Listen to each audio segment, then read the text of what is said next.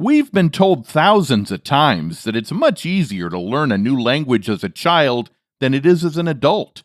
That idea is also true when it comes to financial literacy. Yet, a good chunk of parents fail to set their kids up for financial success.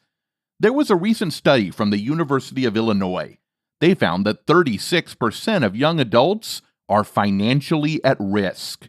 That is why sometimes these kids go like, "Hey dad, but all my best friends have it and you never buy me anything." What do you say? Do you sometimes give in that you can't afford it? I know you didn't mean to, but you are teaching them that money is out of their control. Better spend what they can quickly since the flow is irregular and moody. Oh well, we've all been there. But do you know that actually the real rich gurus and their kids, they always teach their kids about money and about life, and that is why you will see them grow. And we need to talk about those principles. Number one, they do not teach them through words only, but actually through real action. This is crucial. You might think it's obvious, but remember, words only make up about 7% of what people retain. The rest comes from body language, actions, and tone. So, instead of just talking about money, you got to involve your kids. From early on, these rich dudes are hands-on in the business. Get them on painting units, helping with maintenance, and they will start asking questions about how everything worked. These rich parents understand how crucial money is for having options and a higher quality of life. Even if they merely see money as a resource, most wealthy people recognize that money provides them with freedom, from the capacity to choose their next vacation destination to the freedom to choose where to live and even the power to help others. The impoverished, the reckless poor class, on the other hand, rarely discuss money, and some even argue that money is unimportant. This can have long-term consequences for their children, since they will grow up in a financially oriented world while disregarding their financial lives, all because they believe money is unimportant. Number two, they explain the distinction between assets and liabilities. Understanding the distinction between assets and liabilities is a fundamental notion in the pursuit of financial independence.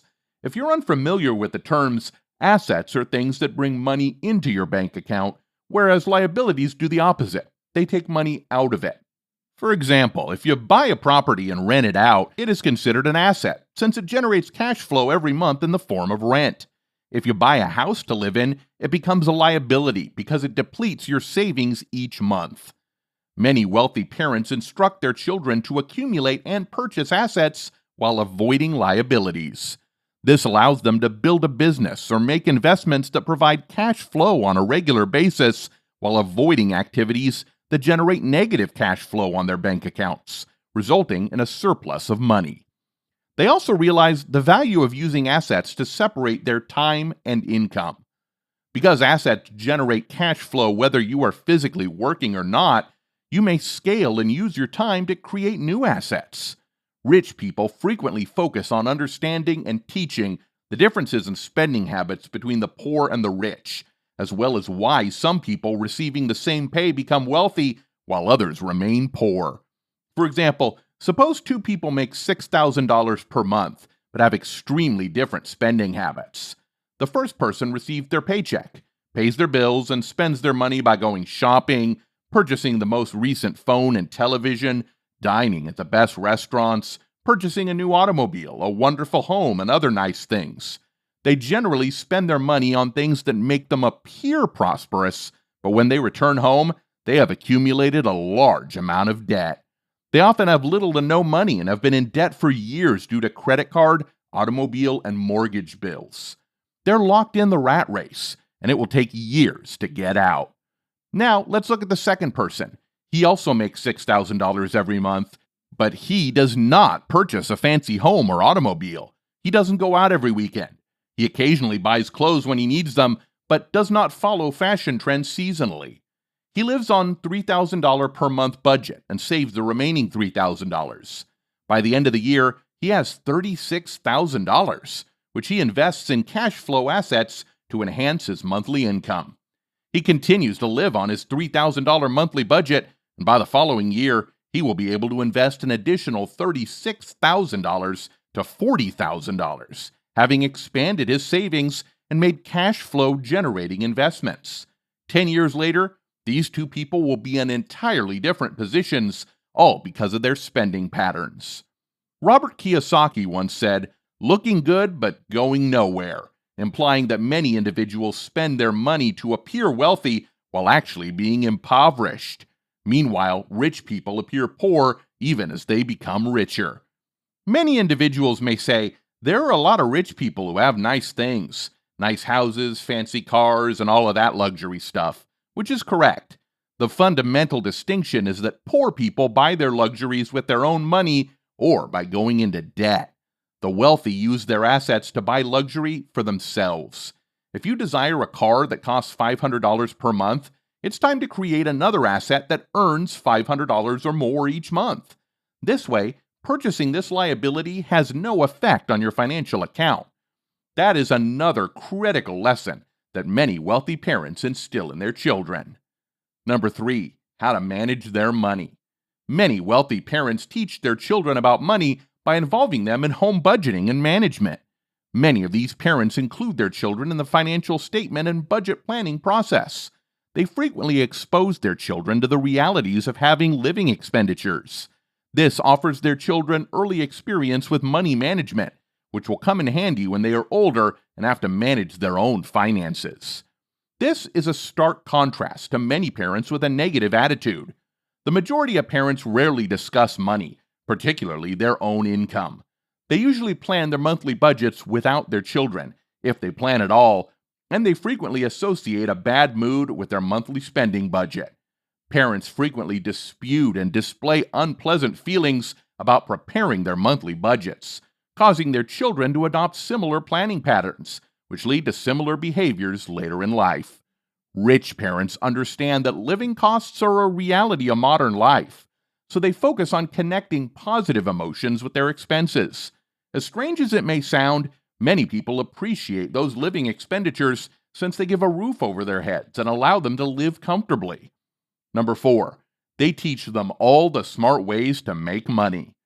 One thing I've noticed many rich parents teach their children is that there are various methods to get money. Did you know that former President Barack Obama's daughter worked in a standard customer service position? Many other wealthy people have their children work a regular job. There are several reasons for this, one of which is to expose kids to diverse ways of earning money and teach them how each one works. One example is exchanging time for money, which can be done through a job or freelance labor. The second is creating money-generating systems or having money work for you, such as starting a business and leveraging other people's time as employees, leveraging online systems that automate tasks, or using money to purchase assets that generate income for you, as illustrated in Robert Kiyosaki's book, Cash Flow Quadrant. The wealthy prioritize knowing and teaching these ideas in order to provide their children with the freedom to learn about other ways of producing money rather than being limited to one method. On the other hand, most poor parents only know one way to earn money, which is usually exchanging time for money. Unfortunately, this is all parents teach their children, and they will eventually grow up knowing only one technique to get money, limiting their full earning potential. Number 5, focus on productivity habits. The rich understand that it is not what you do that makes you wealthy, but what you do regularly. If the wealthy parents are self-made, they understand that in order to obtain financial success, they must work hard and stick to their objectives on a regular basis. It's not enough to take action or work hard once. It must be done repeatedly over time.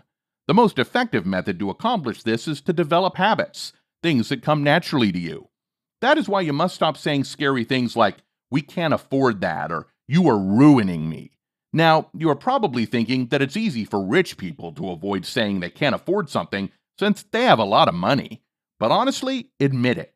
You're saying this to your kids even when it's not true, right? It's just something to say, like an automatic response. Teach them that money is not a limited resource.